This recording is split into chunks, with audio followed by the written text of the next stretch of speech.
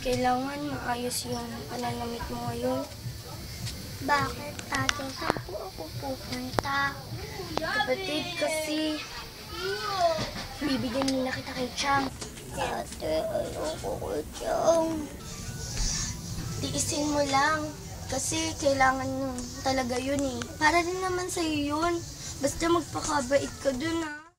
Ate, mamimiss kita. Oh, ano nangyari sa'yo? Okay lang. Siguro may nangyari.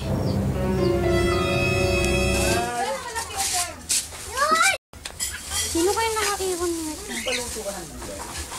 Yun, may pang-uwig na naman ako sa mga kapatid.